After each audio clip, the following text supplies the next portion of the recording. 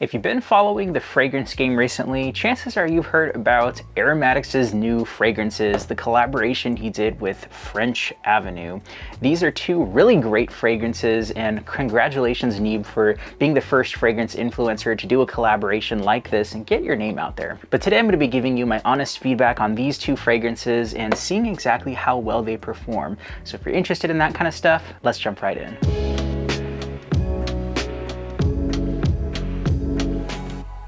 Welcome everyone to the channel. It's great to have you. I'm Eli with Common Sense, and we're going to be diving into these two fragrances today. So of course we have the French Avenue Carnal Desire, and we also have Royal Taboo.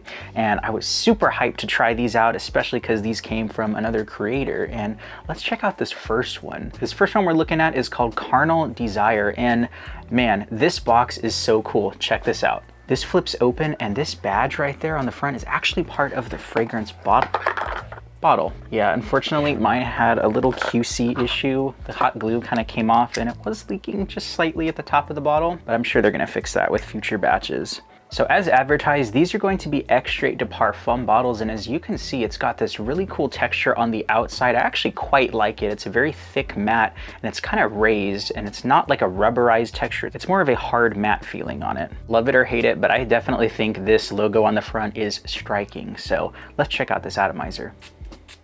It's actually pretty dang strong. It gives a nice wide puff of a fragrance.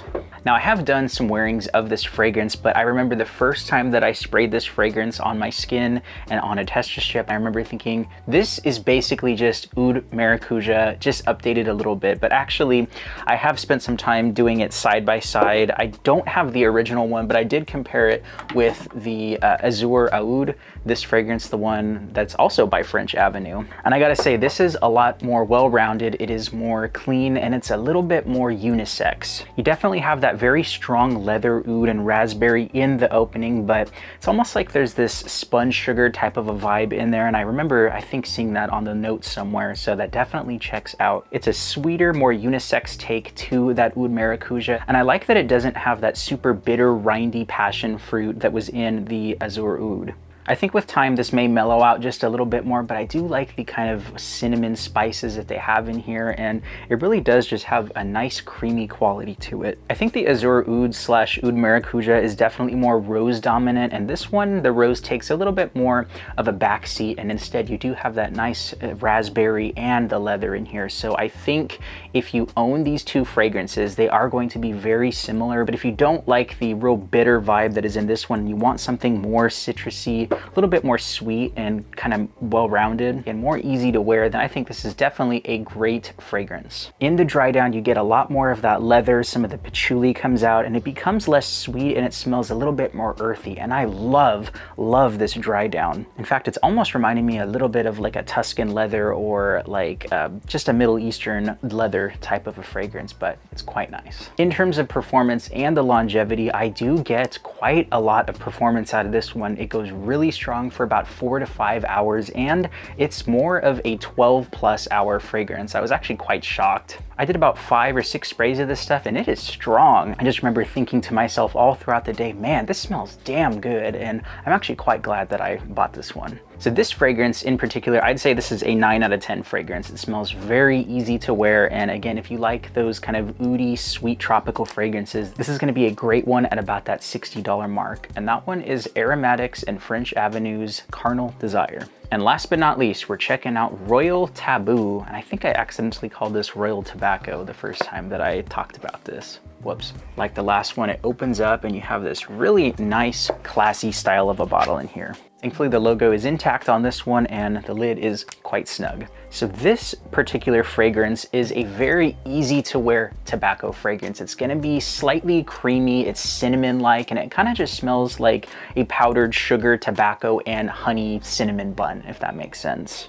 The tobacco and the heliotrope in here come off a little bit inky, and it just smells like a wet, really nice pipe tobacco. It's not going to be smoky or anything. It's just very easy to wear, and that patchouli in there does give it a little bit of a chocolatey vibe. So it really does come off gourmand, but really tastefully done. There's just a really nice powdery vibe. It's almost like there's an almond or something in there. I don't think that was listed, but it does come off slightly creamy and really, really sexy in that opening. And as you kind of get more in the mids and the dry dry down, some of that benzoin and cinnamon do start to come out, and some of that patchouli and tonka do come out quite a lot more. So it takes more of a sweet turn, but it still doesn't smell overly sweet. I think if the gentlemen out there are looking for a sweet date night fragrance, this is gonna be perfect. It's not gonna be too in your face. You're not gonna be like peacocking or anything. This is gonna be a nice subtle sweetness that I think is the appropriate amount of sweetness. Now, some people were saying that this is basically Parfums de Marly Herod, but I really don't see that in this. I think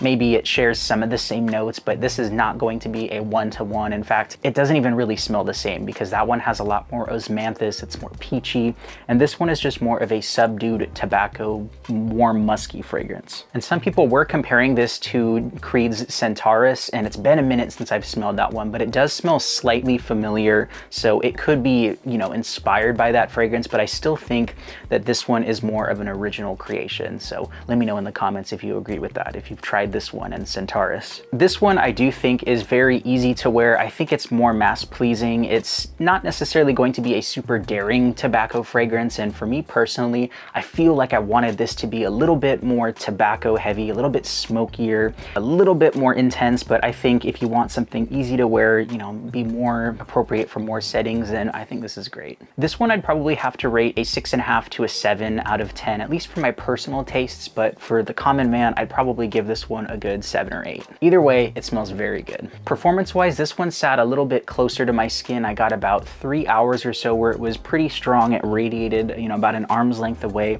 and then it became more of a skin scent, and it lasted in total about 8 to 9 hours. So it's a little bit weaker than the other one, but I think you may want to do just a few more sprays of this one and it'll last you a little bit longer. That one is Royal Taboo. Have you tried any of these fragrances? Let me know in the comments, and I'd love to hear your thoughts about them. I know some people have been very, very critical of these fragrances, especially on Fragrantica and some of the fragrance blogs, but I really don't see where all the hate is coming from. I think these are great smelling fragrances. Again, I think the Carnal Desire is my favorite out of the two. And then this one also is just a good, safe, easy to wear tobacco, sweet powdered sugar type of a fragrance. Either way, congrats Neeb on this milestone, and I can't wait to see what you guys do next. Thank you all so much for watching. You have an amazing day, and I'll see you guys in the next one. I'm Eli with Common Sense. Until the next time, bye-bye.